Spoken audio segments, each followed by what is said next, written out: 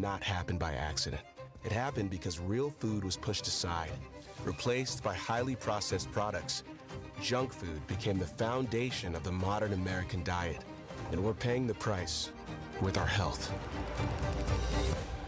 But that ends today.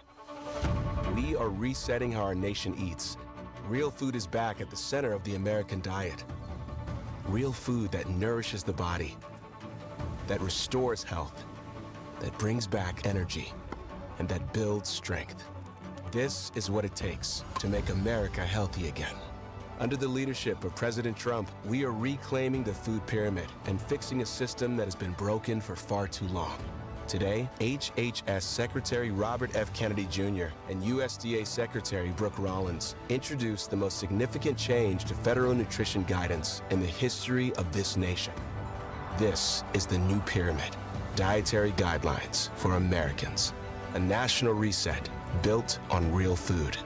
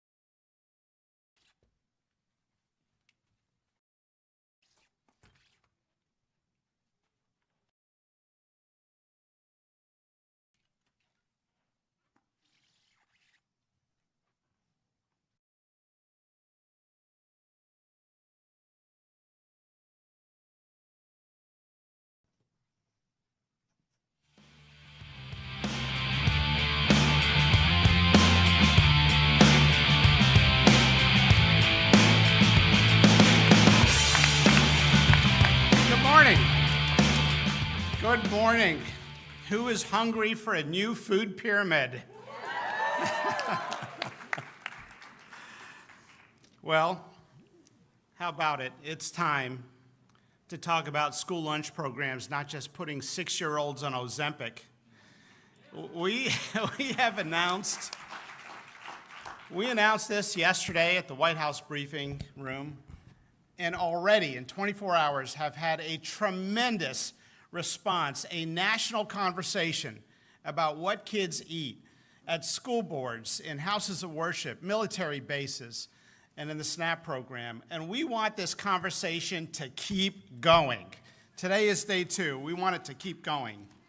I want to thank all of you who are here, a lot of familiar faces, who are here because you believed in Secretary Kennedy's vision to put food back in the center of our healthcare system.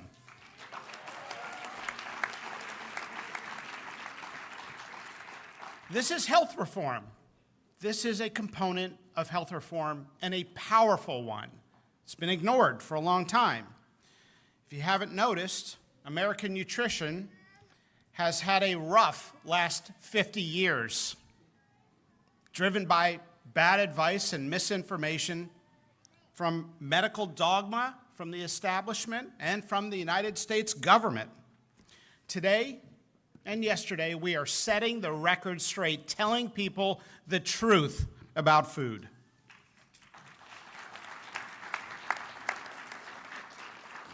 The last 50 years has been dominated by medical dogma, really around one concept: a myopic focus that there was one boogeyman in the food supply: natural, saturated, healthy fats. And if you avoided them, that was the secret to better health. Well, as we kept saying this, the entire food supply moved to refined carbohydrates and ultra-processed foods. And what did the medical establishment do? Double down. Avoid more fat. Consume less fat. And it was the same message as we watched a ballooning epidemic that now affects 40% of American kids: obesity, diabetes, other health problems. You know, the propagators of this dogma tried to prove their theory correct. In the 1960s, the colleagues of Ansel Keys tried to do the end-all study that was going to once and for all prove that it was saturated fat that was causing our problems in health. A randomized controlled trial of over 9,000 people, randomizing them to a low-fat diet. And in the end, the low-fat group had higher rates of coronary heart disease and heart attacks. Wait a minute. It's the opposite of what they were finding. They suppressed the data for 16 years. 2 other large studies failed to show an association. Finally, the study trickled out in the medical literature. Nobody noticed it. Those on the low-fat group had higher rates of heart attacks. Why? Maybe because when you avoid fat, you have to pound food with carbohydrates and often ultra-processed carbohydrates stripped of fiber and chopped up. It functions like sugar. We created a generation of children with low protein, high carbohydrates, sugar addiction, and burdened with ultra-processed foods. And what did we do as a medical field? Drugged them at scale. Those days are over. We are telling people the truth about food. It's not right. And when the senior author was asked, why did you wait 16 years to publish the largest end-all randomized trial on saturated fat, he said, quote unquote, "We were just so disappointed in the way it turned out." That's not the way science is supposed to work. We're supposed to seek the truth and ask questions, not accept dogma. But nowhere in my medical education was I actually taught the truth. Same for Jay Bhattacharya, Mehmet Oz, and the other physicians, Brian Christine. I was never taught the truth that you can make some forms of skin eczema disappear by changing what you eat, that you can cure most type 2 diabetes by changing what you eat, that you can improve your gut health and mental clarity and memory by changing what you eat. Those are principles that we know to be true, that clinicians have observed, that we just don't hear about. Today, we are setting the record straight. The old system that a pill for everything is going to solve our health problems is no longer the framework. We are getting back to the root causes of our healthcare, chronic disease epidemic, insulin resistance, general body inflammation. We are addressing the low protein recommendations, increasing those by 50 to 100%. We shouldn't be having protein recommendations in the dietary guidance, as we found when we came to office, that prevent muscle wasting and withering away. We're not trying to prevent kids from withering away. We want American kids to thrive, and we're going to give them the protein recommendations. We really wouldn't be here talking about this with such national support. Even the critics are saying this is one thing they got right.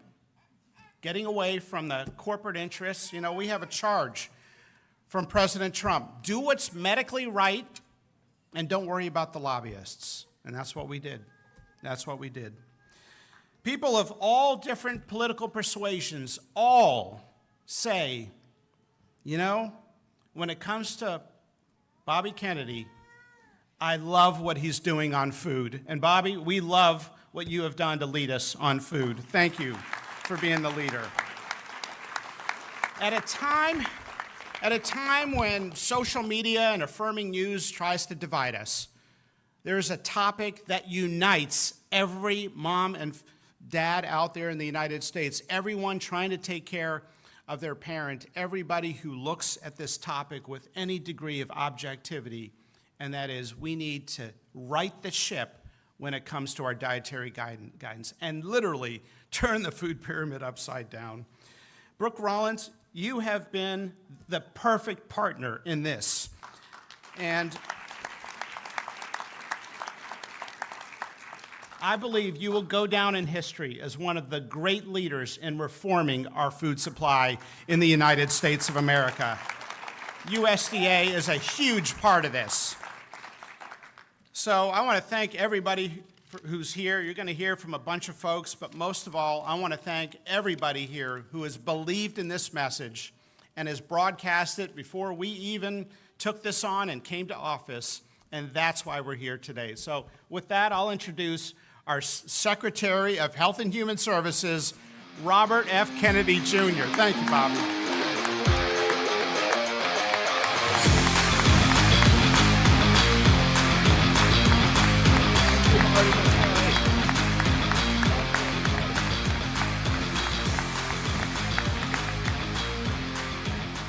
Welcome, everybody, and I want to start by thanking my friend and colleague, Secretary of Agriculture Brooke Rollins, who you're about to hear from. Brooke understands that good food policy is good health policy and good farm policy. Our partnership represents an historic collaboration between HHS and USDA, one that finally aligns the prosperity of our agricultural system with the health of the American people. And when we were sitting backstage here, Brooke was talking about all of the great publicity that we've gotten on this announcement yesterday, which has been extraordinary. And she said, it's the first time I've had good publicity. I don't really know how to handle it psychologically. but it has been wonderful. The one voice against us has been the American Heart Association. And interestingly, Marty McCary wrote a book about the war on saturated fats. And I urge people to go and read that chapter to his book, which is called Blind Spots. It's an extraordinary saga, and it is kind of a template for how scientific consensus often orients around one bad study that then becomes the dogma. And that it's something that's really bad for you, and yet the scientific establishment, there's a big difference between established science and the scientific establishment. And the scientific, we all know that experts, trusting the experts is not a feature of science. It's not a feature of democracy. It is a feature of tyranny and a feature of religion, but not science. In science, you question everything. And, we were told for 3 years during COVID, trust the experts, but that is not science. Science is eternal skepticism towards all orthodoxies, understanding that people in authority lie, and that there's all kinds of conflicts of interest that drive the creation of orthodoxies and dogmas around bad ideas. And that in a democracy, we have a responsibility to become the CEOs of our own health, to take charge of it. It's a big responsibility. It's a responsibility people maybe in other countries don't have. But it's something that is a burden that's put on each of us. And we all need to question what we're told. And this war on saturated fats is a really good example. And again, I urge people to read Marty's book, but one of the big villains in that chapter is the American Heart Association, which it was and continues to accept millions of dollars on the biggest processed food makers in this country, and then given us and supported and fortified a dogma that vilified and demonized good food and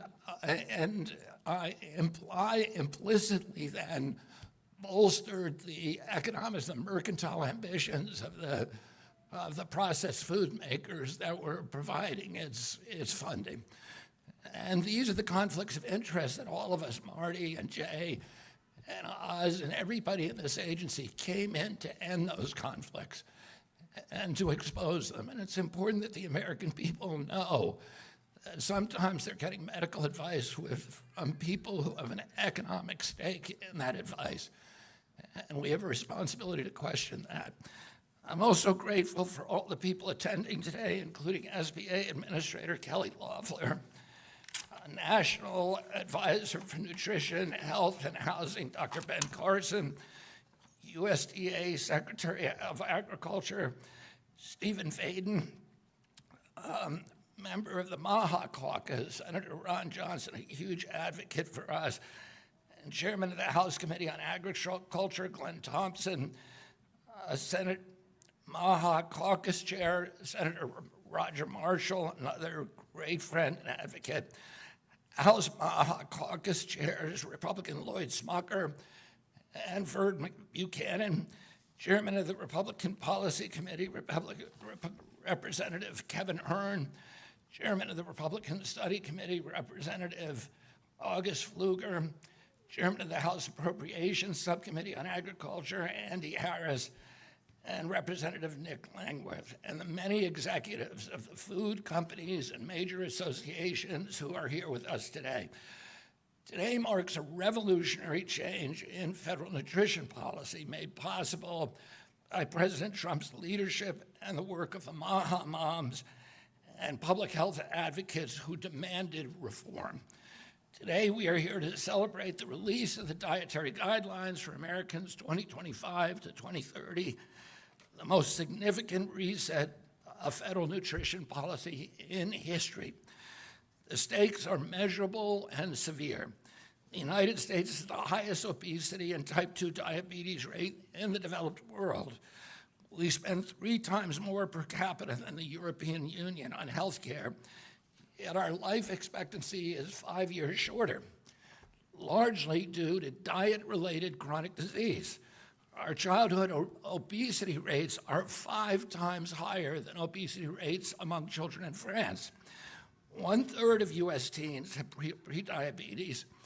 Over 30, when I was a kid, juvenile diabetes was practically unknown. A typical pediatrician would see 1 case over a 40 or 50-year career. Today, 1 out of every 3 children who walk through his office door is diabetic or pre-diabetic. 35% are overweight of our teens or obese. 20% of young adults have non-alcoholic fatty liver disease, 20%.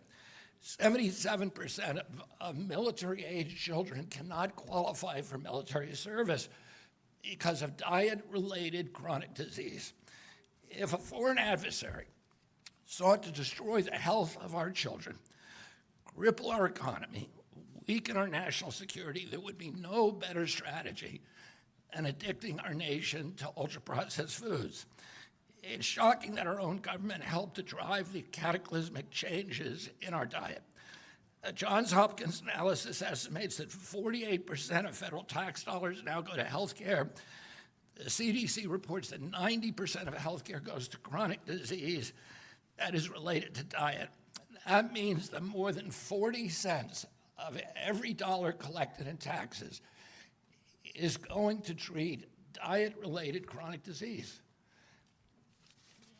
If the United States reduced obesity and type 2 diabetes and heart disease and Alzheimer's to the level that the Japanese have achieved, we would save $600 billion a year, about 50% of Medicare's projected long-term deficit, or $5,000 per family per year. Current policy worsens the problems. 42 million Americans rely on SNAP, where common purchases include sugary drinks, candy, and chips. 78% of SNAP recipients are enrolled in Medicaid, and 90% of Medicaid cost goes to chronic disease. These incentives, so we're giving the kids chronic disease in the first place and diabetes, and then we're paying for it at the back end in Medicaid. And we're hurting the poorest people in our country, the people who can least afford medical care. The damage is real and it's preventable. President Trump has ordered it to end. The dietary guidelines rest on 3 pillars: protein, healthy fats, vegetables and fruits, and whole grains. These guidelines replace the corporate-driven assumptions with common sense, gold standard scientific integrity. These new guidelines will revolutionize our nation's food culture and make America healthy again. For decades, Americans have grown sicker while healthcare costs have soared. The reason is clear. Our government has been lying to us to protect corporate profit-taking, telling us that these food-like substances were beneficial to our health. Federal policy promoted and subsidized highly processed foods and refined carbohydrates and turned a blind eye to the cataclysmic consequences. Today, the lies stop. The new guidelines recognize that whole, nutrient-dense food is the most effective path to better health and to lowering healthcare costs. Protein and healthy fats are essential today, and today we end the 65-year-old war on saturated fats. Diets rich in vegetables and fruit reduce the risk of disease much more effectively than medical interventions or pharmaceutical interventions. Whole grains outperform refined carbohydrates. Added sugar, especially sugar-sweetened beverages, drive metabolic disease epidemic in our country. And today, our government declares war on added sugar. Highly processed foods.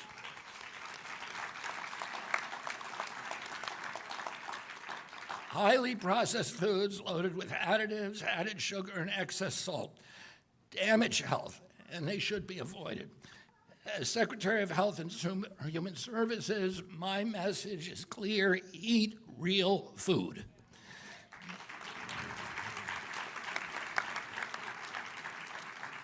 If it doesn't come from the ground or the water or the air, don't eat it. If it comes wrapped in a package that is clear that the whole thing is a package, don't eat it. Nothing matters more for health outcomes, economic productivity, military readiness, and fiscal stability. The first time the guidelines directly address ultra-processed food and set firm sugar limits in federal procurements, driving significant reduction in added sugar in school meals. I thank President Trump for his leadership and the partners committed to ensuring federal food dollars that support real food and better health. I also want to thank all the extraordinary scientists who I got to meet as a whole group for the first time this morning from the top universities around this country who worked day and night to make this report happen. They really made miracles happen in a record amount of time. The dietary guidelines shape dozens of federal feeding programs, including Head Start. These standards affect 45 million school lunches every day, meals for 1.3 million active duty service members, food served to 9 million veterans in VA hospitals. Today, and Head Start and a lot of other federally subsidized food programs.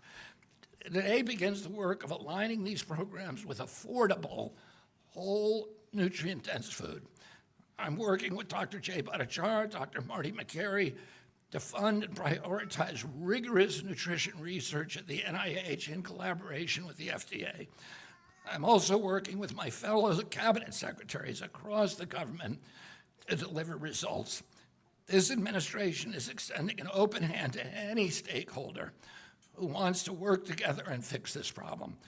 I want to thank the many health organizations, not the American Heart Association, but the American Medical Association, the American Academy of Pediatrics, which does not agree with me on a lot of issues. We're suing each other on other stuff.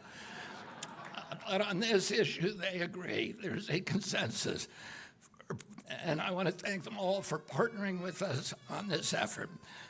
I also want to thank the entire USDA team led by Kaylee Bueller, Jennifer Tiller, and the HHS team led by Assistant Secretary of Health, Dr. Brian Christine, Kyle Diamanis, Joe Proenza, Rachel Amaro, Dorothy Fink, and Michael Bose, who are all indispensable to these guidelines. And I also want to thank my deputy, Stephanie Spear, who worked day and night to make sure that this product got out. And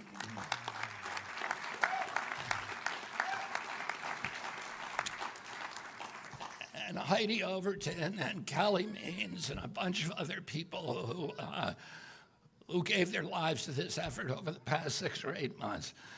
So I want to thank you, and I'm going to bring up my partner, my friend, my collaborator, Brooke Rollins, the greatest USDA secretary in history.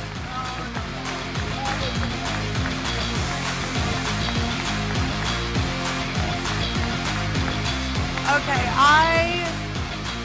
wow, they have cool music over here at HHS. I like it. Listen, there he is. I think we all need to rise to our feet and give this man, my dear friend, Bobby Kennedy, I'm not sure, there he is behind me, the most rousing round of applause and love and respect and appreciation and support. And just thank you, thank you, thank you, thank you.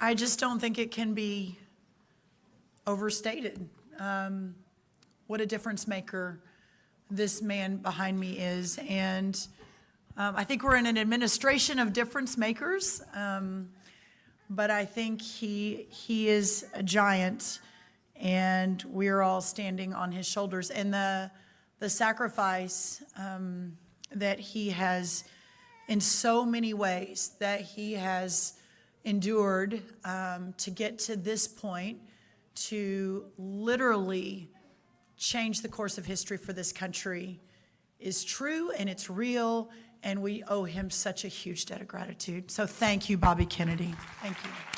God bless you.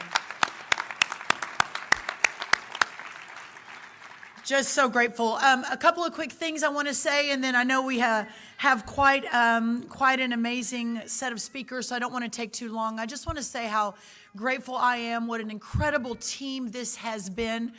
Even on Christmas Day, there was some back and forth on New Year's Day. This team has worked 7 days a week, all month since the beginning of last year on these dietary guidelines, down to what color the back of the upside down triangle should look like up till the very last minute, how big the ribeye should be on the triangle, what is actually in the bowl. It's rice and beans, everyone. All up until the last minute, this has been the work of so many hands. The vision and the leadership of Secretary Kennedy and his incredible team, I'm just so grateful for.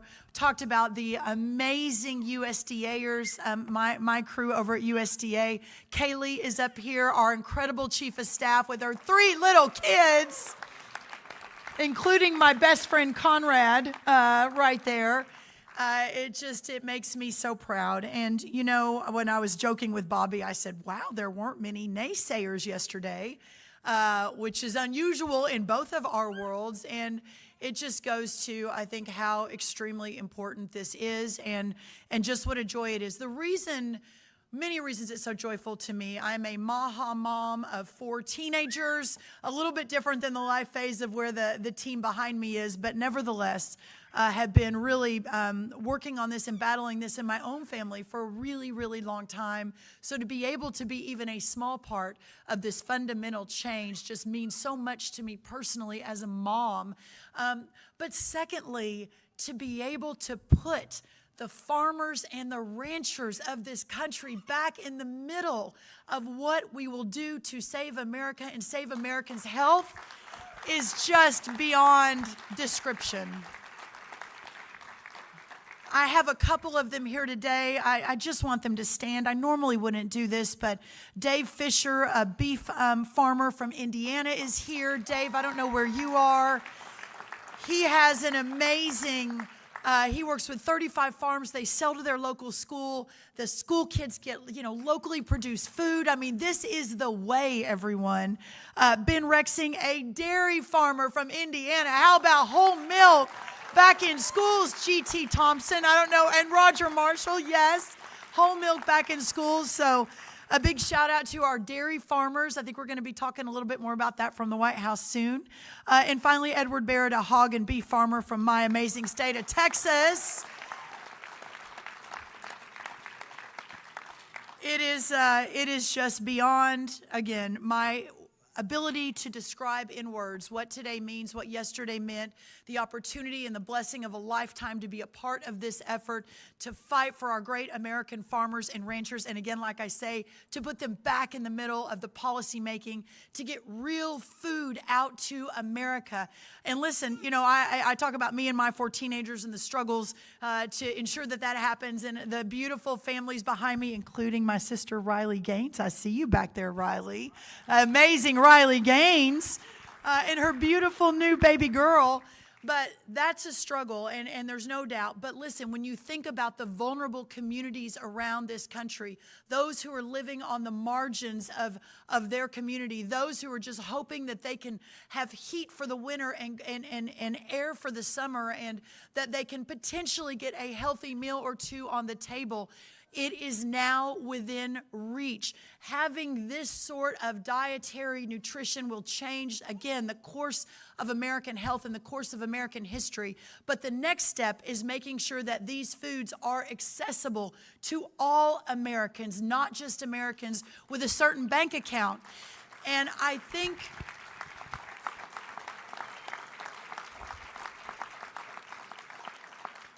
think in closing, I'll say this. It's really important as we prioritize this to note that these foods are affordable, that you can have a meal with pork or chicken or fish, and ground beef is coming down. Ground beef, everybody. With a vegetable, with a whole grain piece of bread, with a corn tortilla. You can have all of that on average for $3 a meal, which is much less than what a fast food meal could be or a certain amount of packaged foods. But what we have to fix is how we make these foods accessible.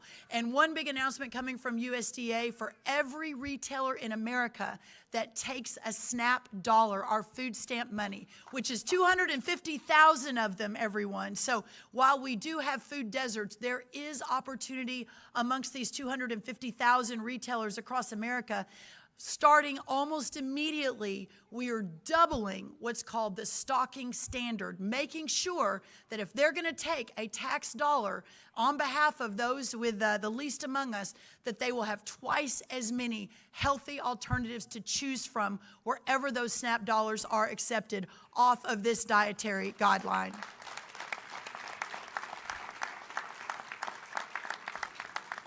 So again, I want to thank my incredible partner, Secretary Bobby Kennedy. I want to thank the incredible HHS team, Callie and Stephanie and the whole team, Dr. Marty McCary, Dr. Bhattacharya, all of the incredible teams that have worked so hard to get to this day. And know that while we are moving forward, this is really just the beginning for a new day in America. The best is yet to come. God bless you. Thank you all. What a joy to be here. Thank you.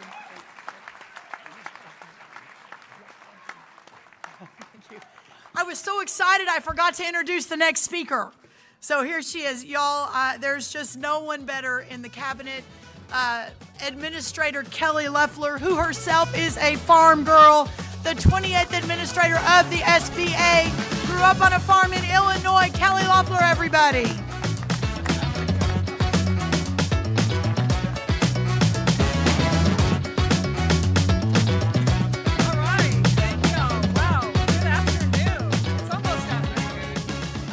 Secretary Rollins, for your kind introduction. You're such a dear friend. And of course to Secretary Kennedy for the tremendous work you're doing on behalf of the Trump administration and MAHA. Long live MAHA. Thank you so much, Bobby. It's an honor to serve together, to serve the American people every single day in this administration. We're fighting every day to make America great and healthy again. We took office with very clear eyes and a sense of urgency. Healthcare was more expensive than ever. Americans were sicker than ever. For decades, politicians responded by doing the same thing over and over, but demanding more money to do it. Spending more, subsidizing more, funding the same entrenched interests while outcomes got worse. That is why it's a new day. Under President Trump and under Secretary Kennedy's leadership, we are pursuing an all-of-the-above, America First, all-hands-on-deck approach to make our nation stronger and healthier. On day one, President Trump delivered on his promise to lower drug prices. He struck dozens of deals with pharmaceutical manufacturers that have already brought drug prices down in this country, and they're going to continue to fall. And then, through the Working Families Tax Cut, he expanded health savings accounts which puts families, not bureaucrats, in control of your health care. He's ending a broken welfare system that hands health care dollars to illegal aliens and fraudsters that protect programs, instead to protect programs for those who need it and deserve it. President Trump has made historic commitments to innovation, including AI, which is going to improve diagnostics, reduce waste in the healthcare system, and deliver better health outcomes for all Americans. And with the leadership of Secretary Kennedy, our public health priorities are now focused on prevention and science, no longer politics, and delivering healthier, longer lives. So whether through revised, thank you. So whether through revised vaccine schedules, better autism research, or much needed new dietary guidelines, this administration is focusing on standing with Americans, not big pharma or with big food. The new food pyramid is common sense, it's science-based. It prioritizes whole, minimally processed foods, that's pretty common sense, and confronts the role that highly processed foods have in making our families, our children, and everyone sicker, not healthier. So at the SBA, we're excited to support the small businesses that help deliver on MAHA, to help consumers make healthier choices and more affordable. Small generational family farms like the one I grew up on make up roughly 97% of all farms in America. So I want to thank our farmers and ranchers because you are the best of America. These producers, along with America's small food producers, distributors, grocers, restaurants, are essential to delivering healthy choices for Americans. So when we align healthcare policy, when we align dietary guidance and economic policy, we're redefining wellness for the future of this country, and the SBA is ensuring that small businesses at every turn have a chance to support a healthier nation. So we're expanding access to capital, strengthening local food supply chains, removing regulations. That's a big part of the SBA's remit, is to support deregulation that prevents healthy food from getting into the hands of our families, and removing regulations that have favored big food for far too long. Because making America healthy again is not a single policy. It's a movement committed to accountability, transparency, data, facts, and freedom. And we're also confronting a system that profits from making America sick. At SBA, we're proud to empower the entrepreneurs, farmers, and small businesses who will make America healthy again. We're proud to invest in those who grow affordable, nutritious food for this country, and we're so proud to join Secretaries Kennedy and Rollins and President Trump in making our country healthy again. It is now my distinct honor to introduce my friend, Dr. Jay Bhattacharya. He is the director of the National Institute for Health. Thank you, and God bless you.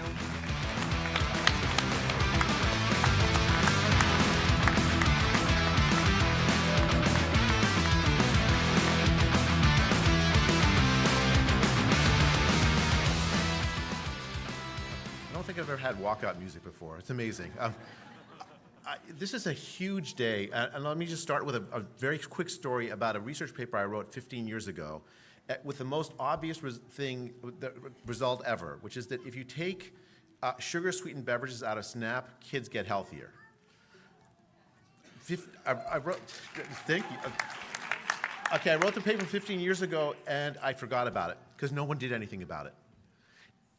This administration, for the first time, under the leadership of President Trump and Secretary Kennedy, is doing something about it, and not just on sugar-sweetened beverages, but on the whole food pyramid, fundamentally changing the direction of this country with the new dietary guidelines.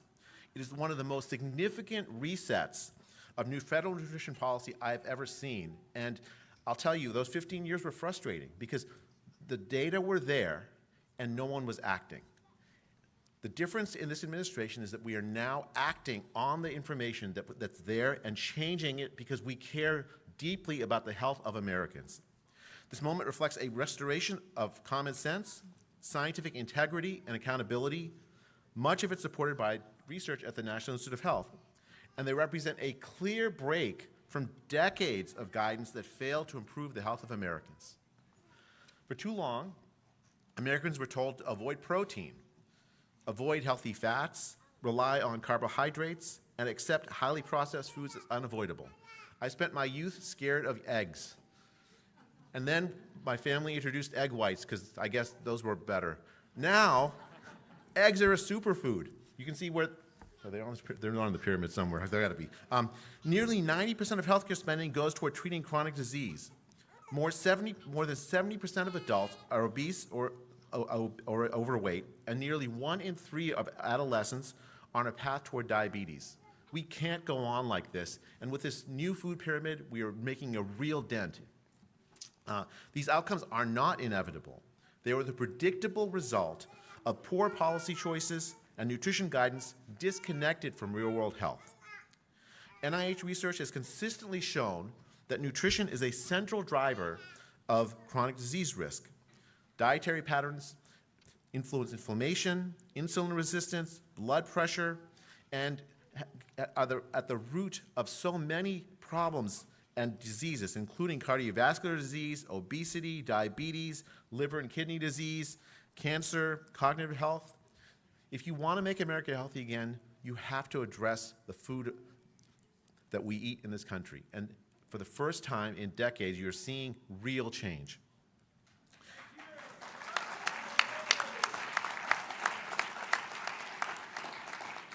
I'm very pleased to announce also a cooperation that we're into an agreement that we're doing with the Food and Drug Administration for NIH research to work, because it's not enough just to say the science has spoken. There is no such thing as the science speaking. We have to keep doing excellent gold standard science. And so as this change is happening, we're going to make sure that it actually is working to make America healthy through excellent gold standard research. In this administration, what we want to do is use science for the good of the people and keep doing it and challenge dogmas in ways that fundamentally transform health, and that's exactly what we're doing with these new dietary guidelines. The dietary guidelines reflect science directly and clearly. They prioritize real nutrient-dense food, including high-quality protein at every meal, full-fat dairy without added sugars, vegetables, fruits, healthy fats, fiber-rich whole grains, and yes, even eggs. They take a firm stance against highly processed foods, added sugars, refined carbohydrates, and sugar-sweetened beverages. For the first time, the guidelines state plainly that no amount of added sugar or non-nutritive sweeteners is recommended as a part of a healthy diet, and that young children should avoid sugars altogether. Thank you. Under President Trump's leadership and Secretary Kennedy's direction, these guidelines recognize that healthy fats are not the enemy, adequate protein is essential for growth and metabolic health, and that certain individuals with chronic disease may experience improved outcomes with lower carb diets. This is not ideology, it's evidence-based common sense science. Finally, the guidelines matter because they inform nutrition standards across a whole wide range of federal policies, including school meals, military food systems, SNAP, WIC. The NIH's role has been to generate the rigorous scientific evidence that helps policymakers understand how diet influences health, and we'll continue to do that with continued gold standard research. The science is strong, and it continues to demonstrate that improving diet quality is essential to improving the health of Americans, and thank you for your time.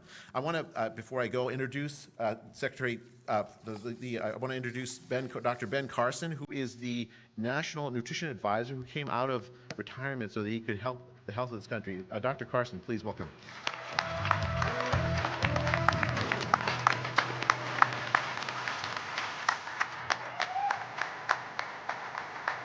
Thank you. Thank you very much. Well, you know, this is so wonderful because this is the first time in my knowledge that we've had separate departments, agriculture, HHS, willing to work together. We've had Marty McCary also, Mehmet Oz, a whole bunch of people who are willing to just settle and work together, not looking for preeminence, but looking for a solution to the problems that we have today. And I just am finding it very wonderful to be able to work with people who are that dedicated, because it's going to make a difference. You know, it was 45 years ago that the first dietary guidelines for Americans was put forth. 45 years to get our health into the right place based on the foods that we eat. Unfortunately, we lost our way. And in those years, now we see spiking of chronic diseases in adults, obesity in children, and a whole host of chronic conditions that are secondary to the fact that we've forgotten about real food. We've forgotten about how valuable it is and even what it is. The dietary guidelines were there to point people in the direction of the right kinds of foods. And instead, for the sake of convenience and pricing, we've allowed the nutrition to be taken out of our food and replaced it with empty calories. And now we see all these fat kids running around. It's not their fault. It's our fault, because we're in charge and we need to be putting the right things in front of them. I love it when people say, I don't really eat that much. I just have a gland problem. Have you heard that? They do have a gland problem. It's the salivary gland. And we need to deal with that as well as the empty calories. But, you know, as a pediatric neurosurgeon, I was very concerned about the nutrition of the patients, because the brain begins to develop from the moment of conception. And millions of neurons are added every day. Later on, billions of neurons a day. Think about that. And the brain continues to develop right into the mid to late 20s. So what are we giving it to develop on? Empty calories or highly nutritious real food? I think we're seeing the result of that. Sometimes I wonder about some of these kids we see. They're on these man-on-the-street interviews, and they ask them the simplest questions. And they have no idea what you're talking about. You could say, who wrote Mozart's 40th Symphony? And they wouldn't know.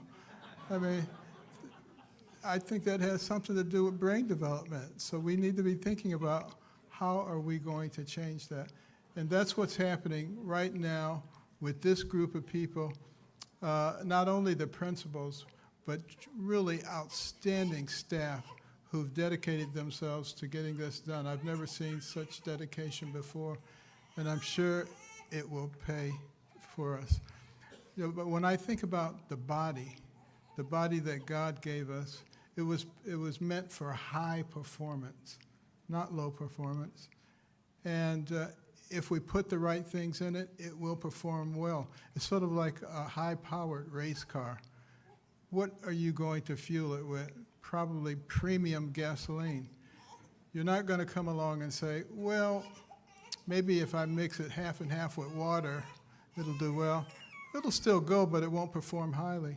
And then you say, I don't like the way it smells, so let's put some maple syrup in it. What's going to happen over the course of time? It's going to stop working. You're going to have to replace the whole engine. The cost of not providing the appropriate nutritious meals for our people does the same thing. It costs us a lot at the end because of the diabetes and all the other things that are going on. I have a very good friend, had a very difficult case of diabetes, very difficult to manage.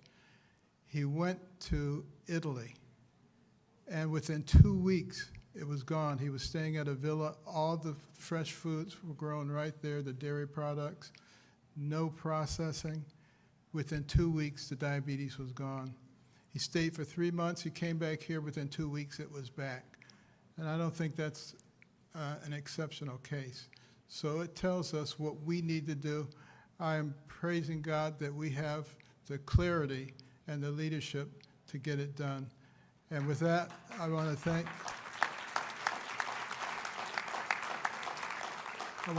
all the supporters. You've noticed there hasn't been a lot of people on the other side or on any side. This is not a Democrat or Republican issue. This is a matter of health for America. And I want to introduce Jim O'Neill, who is the Deputy Secretary for HHS. As a former Cabinet Secretary, I can't even begin to tell you how important the Deputy Secretary is. and he's also the acting director of CDC, Jim O'Neill.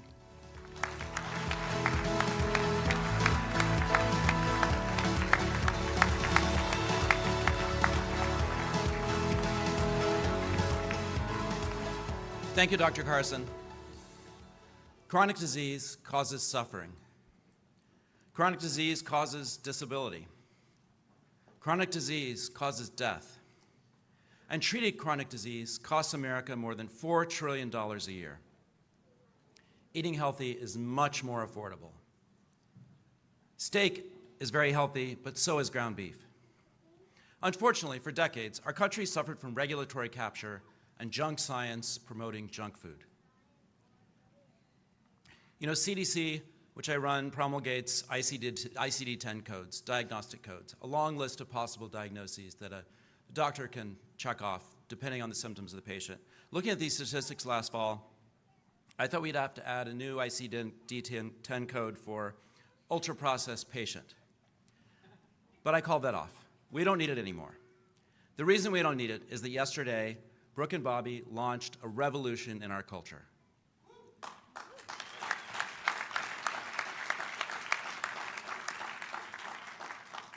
Thanks to them, starting next fall, when parents drop their kids off at school, they will know that the right side up pyramid will be hanging in the classroom.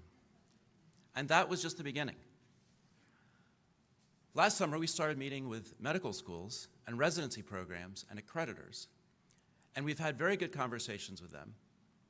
And because of that, next fall, medical students and residents will finally be taught the core basis of health, which is nutrition.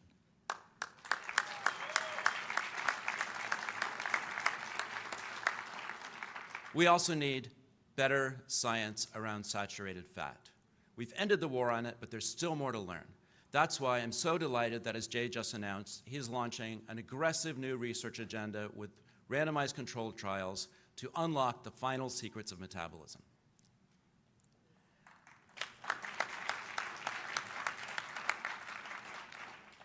To close, I have an announcement.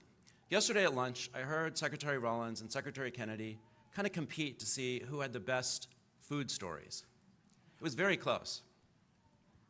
And this morning, getting ready to welcome our peers from the Department of Agriculture over to the Hubert Humphrey building, it occurred to me I should really challenge them to a friendly competition.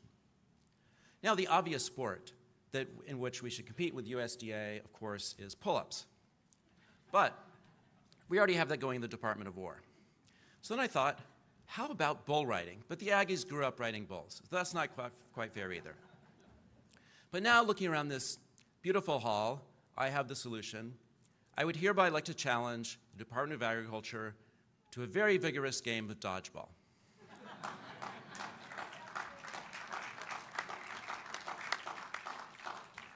Please welcome my valiant friend, the Assistant Secretary for Health, Admiral Brian Christine.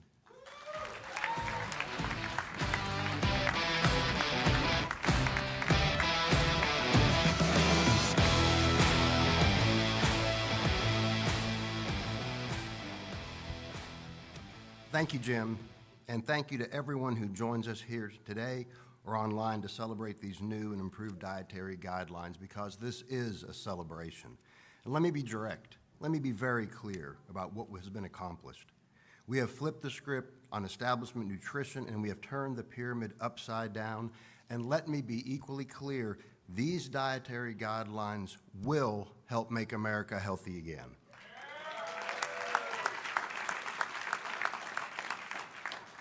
Every 5 years, the federal government releases dietary guidelines that shape what millions of Americans consume, from children in schools to our war fighters. And believe me, these dietary guidelines do matter. Unfortunately, the old guidelines were corrupted by special interest groups and junk science into something that was neither healthy nor thoughtful. Sugary cereal for breakfast in the morning, ultra-processed fast foods for lunch, maybe a pizza for dinner, and then in the middle of the day, throw in a bag of salty chips. When you look at the previous food pyramid, that's what we were told to eat. The system was not just flawed, it was nonsensical. As a physician and a surgeon with over 30 years of practice experience, I can tell you with absolute certainty that prior guidelines sacrificed best medical practice and abandoned the care of Americans. For years, my colleagues and I treated patients with chronic disease, with obesity, with cardiovascular disease, and all of these were made worse due to the previous dietary guidance. Every time that I took an obese patient to the operating room, I knew that there would be a greater risk of death and a greater risk of complications because of that obesity. And I knew that that obesity, at least in part, was based on highly processed, sugary, fake food. We healthcare professionals have been waiting for dietary recommendations that truly promote health and longevity. We've been waiting for better dietary guidelines. We've been waiting for the kind of leadership that we get from Secretary Kennedy and Secretary Rollins, and today we can all celebrate that that wait is over.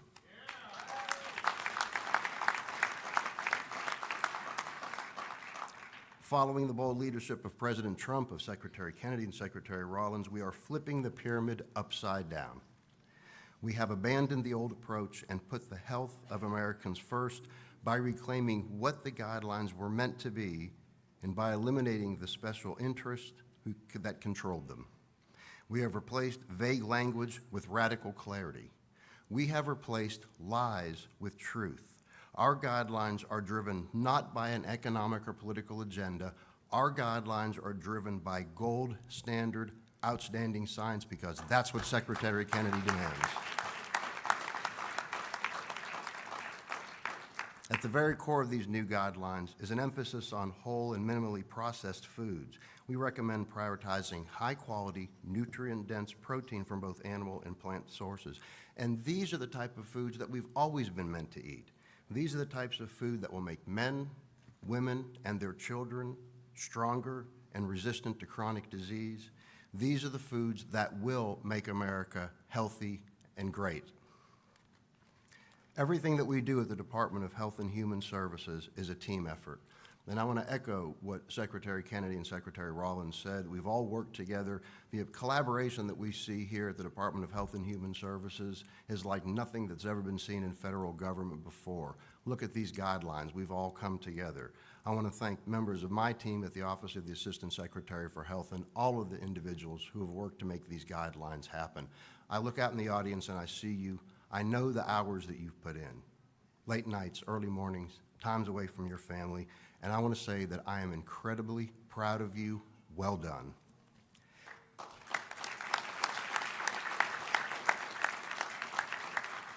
As we work relentlessly to make America healthy again, I urge everyone here, read these guidelines, share them with your family, share them with your friends, and reclaim control over you and your children's health. Together, we can reverse decades of health decline, and we can build a healthier future for generations to come. God bless all of you who are here. God bless all on this stage. God bless the amazing farmers that grow great food here in America. God bless our MAHA moms and dads who have demanded a better future. God bless the healthcare practitioners, doctors, nurses, dietitians who are going to carry forth and proclaim the gospel of these new dietary guidelines, and God bless RFK Jr. Thank you.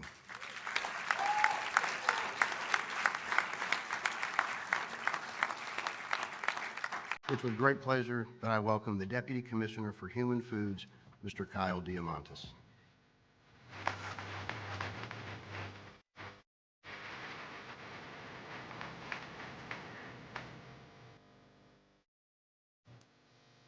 All right, thank you, Dr. Christine. Look, I'm the last speaker. I know it's been a long hour, so I'll also be short. But I want to say thanks to all of our tremendous speakers here today. Let's give them a round of applause. Today would not be possible without them. Thank you. Also want to thank our members of Congress, Senator Marshall, Representative Smucker here today, who have been just tremendous allies for us. Look, as all of you heard today, for the first time in modern history, the United States government is united in its efforts to tackling nutrition with a whole of government approach, whether that be through the MAHA movement spearheaded by Secretary Kennedy, the tremendous work of Secretary Rollins leading the USDA, our work with Administrator Loeffler, investments in nutrition research at NIH, to improving our meals at schools, veterans facilities, and military bases around the world. We have full alignment across this entire administration to address the drivers and root causes of diet-related chronic disease and reverse the decades-long trend of diminished healthcare outcomes in this country. So as we close today's event, I want to make clear that today is not the end of the mission. It's a historic moment. It's a historic release of these dietary guidelines that should be celebrated, but today is just the beginning. It's the beginning of a new approach to nutrition, to empowering parents, to investing in gold standard science and research, to recapturing our own health by making better informed choices for ourselves and our youth, and to unite and work across the political aisle to tackle these issues, because improving our collective nutritional outcomes and investing in research in our children's health simply cannot wait any longer. So today begins a year-long push throughout the entirety of 2026 to celebrate nutrition, to tackle reforms, and to unite together to address the drivers of diet-related chronic disease. Today's event is the kickoff of a series of events that all of today's speakers will participate in throughout the course of the next year. And that starts in earnest next week with a series of events led by Secretary Rollins in Pennsylvania and other states.